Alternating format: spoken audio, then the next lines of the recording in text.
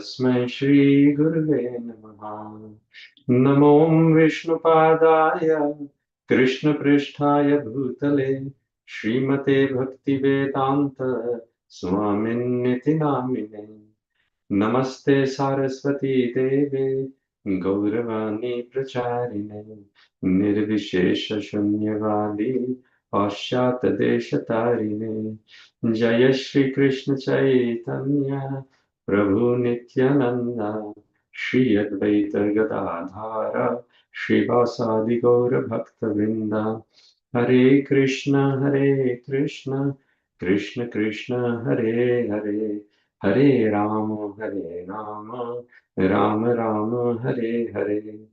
भूतैर्महद्भिर्यैमः पुरो विभु निर्मायश्येते यदनुषु पुरुषा भुङ्क्ते गुणान् षोडश षोडशात्मक सोऽलङ्कृशिष्ट भगवान् वचांसि मे। श्रीकृष्ण शरणं शरणागतं कथामृतं सततपिबतं भक्ति वेदांत मार्ग पंथनम सर्वलोक Rishidev जन्न प्रसन्नम सर्वलोक Rishidev जन्न प्रसन्नम। Hare Krishna, dear Prabhus and Matajis. Welcome to our morning Srimad Bhagavatam study session. So today we are doing Canto 2 of Srimad Bhagavatam, chapter 2, titled The Lord in the Heart, and text number 3. Om Namo Bhagavate Vasudevaya. Om Namo Bhagavate Vasudevaya. Om Namo Bhagavate Vasudevaya. Atha Kavirnam Suryavadartha Syada Pramatto Vyavasaya Buddhi Siddhen Yatharthe Nayate Tatra Parishramam Tatra Samikshamana. Word to word. Ataha, for this reason, Kavihi, the enlightened persons, Namasu, in names only, Yavat, minimum, Artaha, necessity, Syat, must be, Apramattaha, without being mad after them. Vyavasaya buddhihi, intelligently fixed. Siddhe, for the success. Anyatha, otherwise. Arthe, in the interest of. Na, should never. Yateta, endeavor for. Tatra, there. Parishramam, laboring hard. Tatra, there. Samikshamanaha, one who sees practically. Translation by His Loving Divine Grace, I Sri Bhaktivedanta Swami Srila Prabhupada ki jai. For this reason, the enlightened persons should never endeavor only for the minimum. For this reason, the enlightened persons should endeavor only for the minimum necessities of life while in the world of names. He should be intelligently fixed and never endeavor for unwanted things, being competent to perceive practically all such endeavors are merely hard labor for nothing. Again, translation. For this reason, the enlightened persons should endeavor only for the minimum necessities of life while in the world of names. He should be intelligently fixed and never endeavor for unwanted things, being competent to perceive practically that all such endeavors are merely hard labor for nothing. So we can see that from the second chapter of Srimad Bhagavatam, first canto, there are a few verses which can be combined to make these verses. And we know that that second chapter is the executive summary of whole of Srimad Bhagavatam. So this is one of the most pertinent points of Srimad Bhagavatam. Let's look at the purport. Would anyone like to read the purport?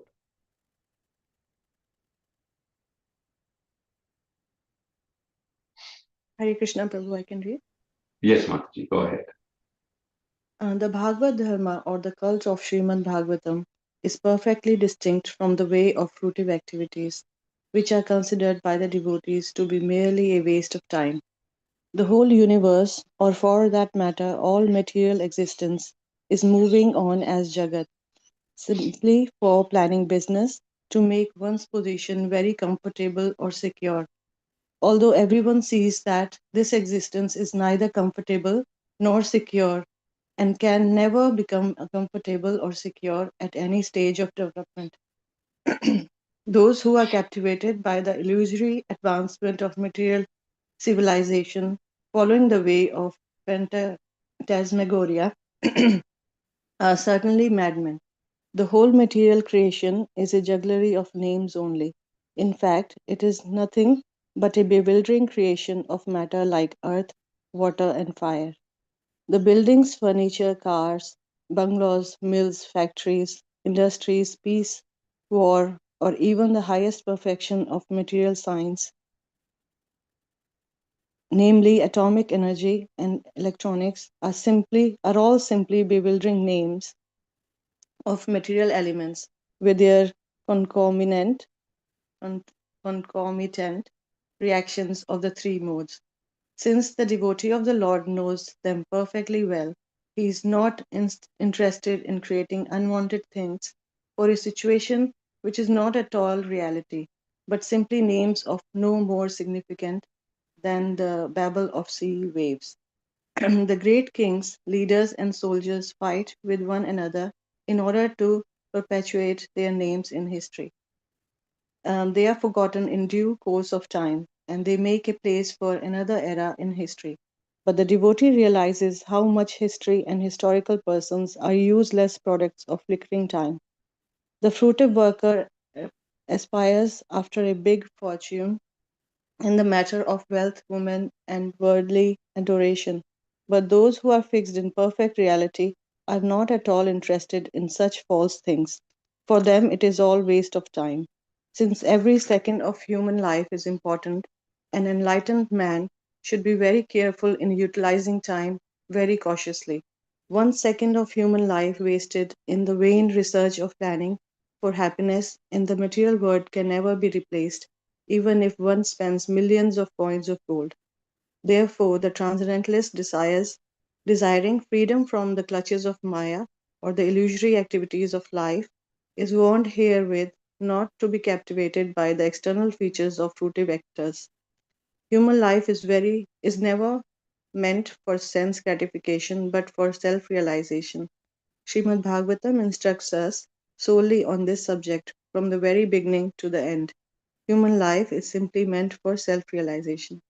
The civilization which aims at this utmost perfection never indulges in creating unwanted things, and such a perfect civilization prepares men only to accept the bare necessities of life or to follow the principle of the best use of a bad bargain. Our material bodies and our lives in that connection are bad bargains because the living entity is actually spirit, and spiritual advancement of the living entity is absolutely necessary. Human life is intended for the realization of this important fact, and one should act accordingly, accepting only the bare necessities of life and depending more on God's gift without diversion of human energy for any other purpose, such as being mad for material enjoyment. The materialistic advancement of civilization is called the civilization of the demons, which ultimately ends in wars and scarcity. The transcendentalist is specifically warned herewith to be fixed in mind, so that even if there is difficulty in plain living and high thinking, he will not budge even an inch from this stark determination. For a transcendentalist, it is a suicidal policy to be intimately in touch with sense gratification of gratifiers of the world, because such a policy will frustrate the ultimate gain of life. Shukdev Goswami met Maharaj Parikshit when the latter felt a necessity for such a meeting. It is the duty of a transcendentalist to help persons who desire real salvation to support the cause of salvation. One might note that Shukdev Goswami never met Maharaj Parikshit while he was ruling as a king, great king. For a transcendentalist, the mode of activities is explained in the next shloka. Thank you, Prabhu. Hare Krishna. Thank you so much, Mataji. It's a wonderful paper by Srila Prabhupada. So if we have a bird's eye view of what is happening so far, in the first chapter of the second canto, we see the first step in God realization, where the Virata Rupa of the Lord is explained by Shukadeva Goswami to Maharaj Parikshit. And because everything is seen outwardly, but everything that we see outwardly is nothing but expansion and energy of the Lord. And when we are not able to link it back to the Lord, then that external energy can be very bewildering. So therefore, the first step in God realization is to survey that everything that is out there is nothing but energy of the Lord. And if any value of anything we perceive, it is not in relation with the Lord, then it simply acts to agitate the mind, and it's simply the illusory representation of the Lord. Now, this is explained in Srīmad Bhāgavatam. So one of the seed verses of Srīmad Bhāgavatam says, Rite artham yat pratiyeta, na pratiyeta cha atmani. Artham means of value. What is of value in this life? So Bhagavatam says that if in anything you find value, rite artham yat pratiyeta. However, na pratiyeta chad atmani. If that value is not in relation to me, Krishna says to Brahma, then tad vidyat atmano mayat. Then know that as my illusory energy. Yatha bhaso yatha tamaha. And what is the nature of that illusory energy? That reflection which is seen in darkness. Now we can understand in darkness, we cannot see any reflection. In a mirror, when we look in a dark, we cannot see our own reflection. We need light for it. So similarly, in this world, if we regard anything of any value and we cannot connect that value back to Krishna, then that thing actually is simply an illusion, reflection seen in darkness. It doesn't have any value at all. Therefore, Shukadeva Goswami is firstly explaining things externally in the first chapter of Srimad Bhagavatam and relates this Virat form of Lord's material creation to be related to the Lord. And now in this chapter, which is titled The Lord in the Heart, that everything actually that we see externally is energy of the Lord. And rather than seeing things externally, which we should introspect and inwardly meditate that the Lord, in fact, is in the heart in Paramatma form. And then in the third chapter, Shukadeva Goswami goes one step higher, which is the devotional service to the Lord, bhakti.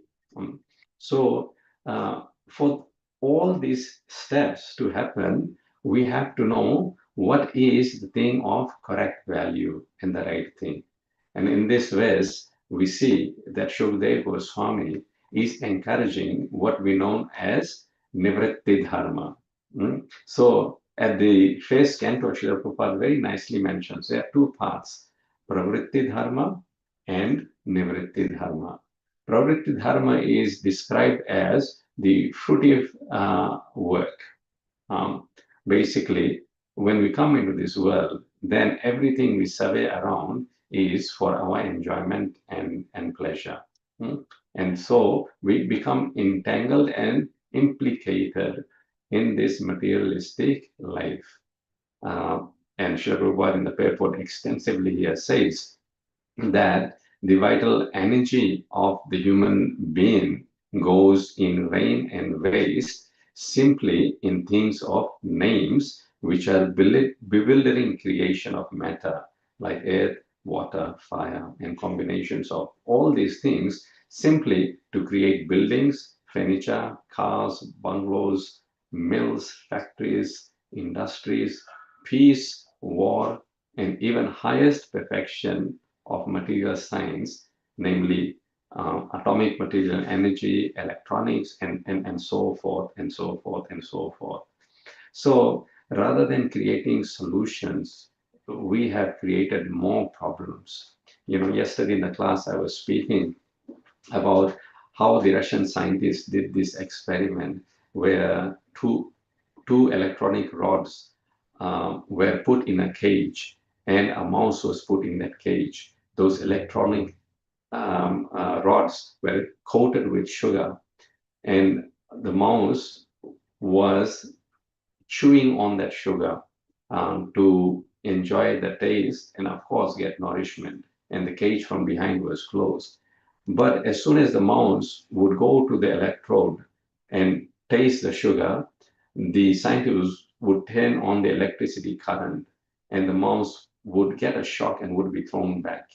In this way, the mouse would go to one electrode and try to test whether it can taste without being repelled by the electrical current. And the scientists would one by one turn off and on each of the electrodes. And the mouse becomes so engrossed in trying to find the solution to this problem of which electrode will not give shock and from which electrode it can taste the sugar. And when the mouse gets so engrossed, the scientist opens the cage, the door of the cage from behind. But does the mouse escape? It doesn't escape because it has become already so engrossed in those two electrodes. Similarly, in human form of life, as soon as we are born, we study things around us, and the natural conclusion is this place is a place of enjoyment and pleasure of all these material things, the highest standard of civilization. And here in the word to word, when we look very nicely, it is said, this word used is called apramattaha, without being mad after them. But we become mad after all these things. Nice, palatable dishes, big houses, nice cars, so forth and so forth and so forth. And we become entangled in this cobweb of material life, and we forget that the doors of liberation are open behind us. So Srimad Bhagavatam impresses upon us that what is the value of trying to waste the form of human life if one does not ultimately get love for Krishna. Very nicely in Srimad Bhagavatam it is explained, dharma swa anushtitaha pumsam. We regard this swadharma as what? That putra dara danadivihi. 99.9% of the people, when they are asked this question, what is the perfection of life? A materialist, a fruitive worker will say, to get good education, get married, make a lot of money, have children, buy a big house, nice cars, and that is the standard of success. But Bhagavatam says, na param vindante modho. If a person does not think beyond this, then Brahmyam samsara varatmasu, then he has to come back in the cycle of birth, death, old age, and disease. Therefore, the life's vital energy should never be spent towards sense gratification, Srimad Bhagavatam says. And the purpose of religion is for that. We even use religion to try to fulfill our materialistic purpose. Religion is not for that. Of course, in Vedic scriptures, because they are so vast, various injunctions will be given that, yes, if you want to achieve something material, you can do this. But Bhagavad Dharma verily condemns that. Because dharma is not for karma. Dharma is for apavarga, is for getting out of this material world. So Bhagavatam very nicely says, Dharmasya hi apavargasya narthorthaya upakalpate. So dharma hi apavargasya. The purpose is to get out of the cycle of birth and death. Na artho arthaya upakalpate. It is not meant for sense gratification like cats and dogs, and one day one dies to be born again and again. And when we follow real dharma, we will get a lot of benefit because Krishna is Lakshmipati and he will give opulence to his devotees because Krishna doesn't desire to enjoy his opulence without his devotees. Krishna says, Naham atmanamasa se mad bhakte sadhavir vina shriyam chatyam tikim brahmam yesham aham gatir para. That without my devotees, I don't wish to enjoy my opulence. But when we do devotional service and everything, wealth, beauty, knowledge, strength, all this will come to us. But if we use all this to further increase our materialistic tendency and not use it for service of Krishna, then kamo labhaya hi smritaha narthasya dharmekantasya, then again we are implicated in this material world. Therefore, this Srimad Bhagavatam is always directing us.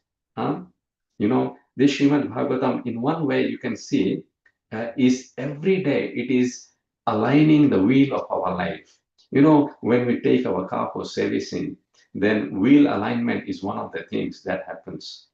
Why? Because if the wheels of the car is not aligned, you will not get to the destination. It will detour always here and there. So similarly, we are so engrossed in materialistic life, like that mouse. We have our own sugar-coated electrodes. It may be for young person, their toys, their games, their cars. For a bit young, mature person, their girlfriend, their boyfriend, their husband, their wife, their partner. And for the older person, it may be, fear, what will happen to me? I'm getting old and the senses are not as strong as they used to be. Everything in this material world of names will eventually bewilder us. Therefore, this inward journey is required. Prahlad Maharaj says that nate viduhu swarthagatim hi vishnum durashayaye pahirarthamaninas. He says, nate vidhu. Those people don't know that Swartha Gatim hi Vishnu, that their real Swartha, the real benefit is in Vishnu. What do these people do? Durashayaye. They place their asha, their hopes, in wrong places, wrong things, wrong persons. Why? Bahir Arthamanina. They think everything externally, this material world, they become allured and impressed by it. Bahir Arthamaninas. But they don't look inside that Krishna is within their hearts. Therefore, the Srimad Bhagavatam, is our best friend. Sanatana Goswami very nicely says, Mad Eka Bandho Mad Sangin. The Srimad Bhagavatam is Mad Eka Bandho, my one good friend. Mad Sangin. He is my only companion. Srimad Bhagavatam is our best companion we can have. I've told this story many, many times that once my Guru Maharaj went to Chopati temple and 150 brahmacharis were there. Gauranga Prabhu asked my Guru Maharaj this question, how we can always remain in brahmachari ashram and not get married. And Maharaj shook his head very silently and said, you have to get married. You have to get married. And Gauranga Prabhu then said, Maharaj, can you please elaborate? Everyone was shocked by this statement of Maharaj. So Maharaj then said, you have to get married either to a material person or Srimad Bhagavatam. And if you get married to Srimad Bhagavatam, your life will be beautiful and sublime. Because Srimad Bhagavatam, Mat Sangin, is a companion which will always be with you, and like a friend, it will always guide you. Mad Guru, Mad Manadhana. Srimad Bhagavatam is a great teacher, and it is the great wealth. Man Nistaraka Mad Bhagya. Srimad Bhagavatam is Mad Nistaraka. It will deliver us from the cycle of birth and death. And Srimad Bhagavatam is Mad Bhagya. It is our good fortune. And Mad Ananda. We all want bliss and happiness, and this Srimad Bhagavatam will give us this bliss and happiness. Tadeva Ramyam Ruchiram Navam Navam. Every day, newer and newer taste we experience. And Srimad Bhagavatam, therefore, Namastute, we offer our respectful obeisances onto Srimad Bhagavatam. So it is said that for 12 years or more, if we do anything, we become perfect. And every day, we are listening to the Srimad Bhagavatam in this forum. And I see many, many devotees, 34 devotees. And every day you all are coming here.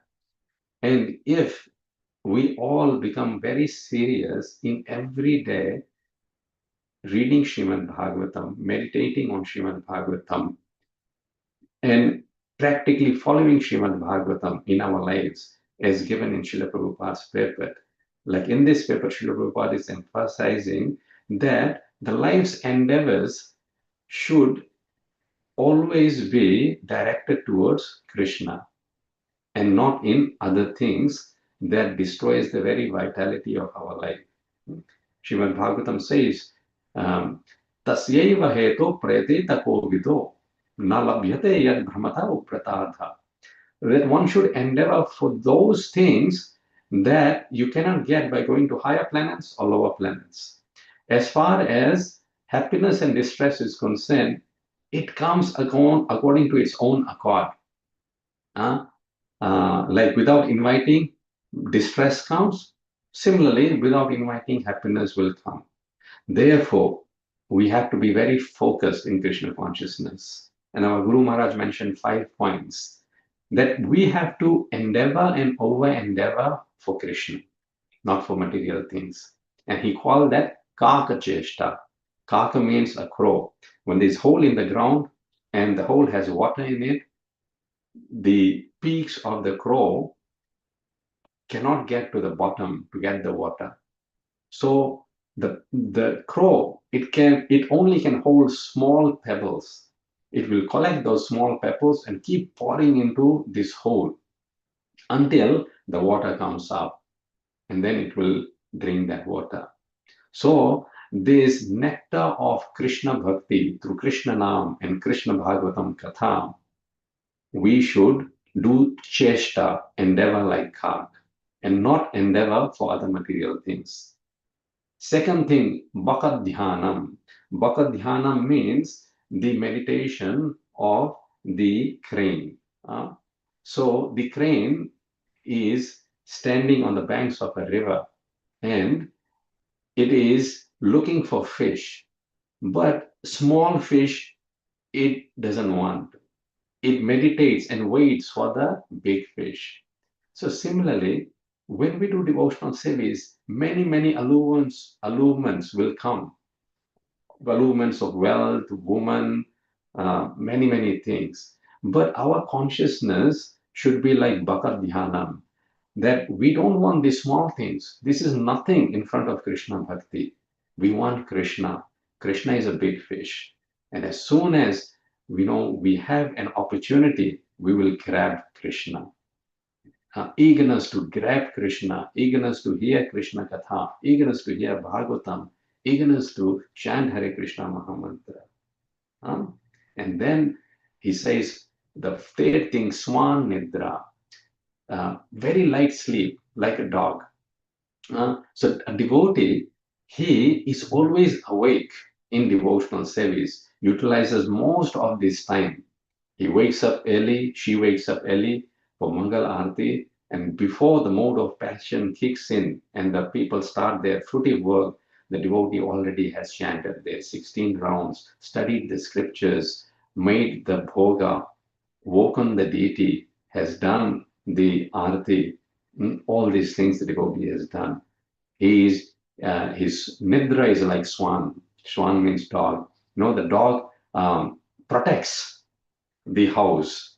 So similarly, our sleeping should not take us into ignorance. Our sleeping should be rejuvenating just enough so that we are awake in devotional service.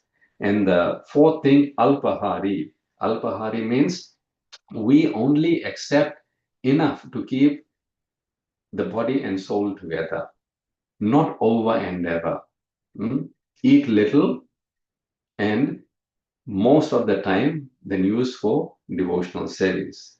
And the last thing, grahatyagi, not become insanely attached to materialist persons or any things, but become attached to Krishna. Our ratihi, our attraction should be towards Krishna only. And in these verses, we will see now Shukdev Goswami will be giving Maharaj Parikshit. It's all about how to simplify our life so that more time is there for reading Bhagavatam and Krishna Bhakti. And this is the alignment of our life. Shukdev Goswami, through Parikshit Maharaj, is aligning. So if we take these instructions and put it practically in our own lives, we will see that Srimad Bhagavatam is questioning us. What are you doing with your life? Come on, get your act together. Don't spend time in unnecessary things. Spend time in things that are of value, and make proper use of time. Because if this time is gone, what birth you will take? You may end up in a birth of animal, birth of a tree. No, this is the time. Wake up. This is the time.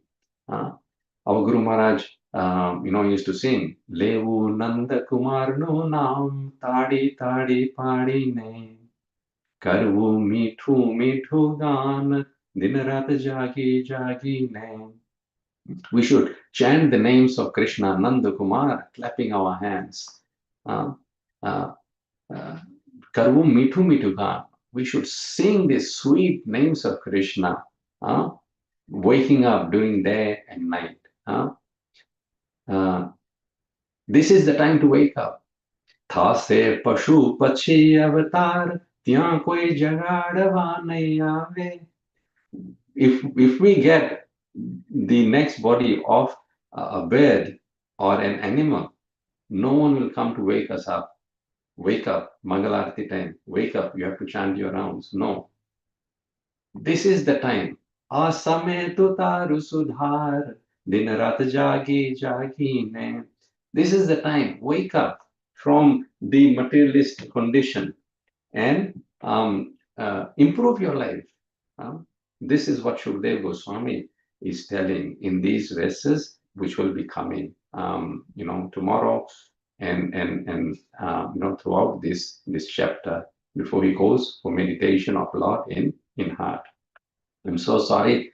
The subject matter was very important. I've gone way above time. Just few announcements. This Friday at 6:30 at our place, 4 Oak Ridge Street, His Grace Devkinandan Prabhu will be giving class. He's from Singapore.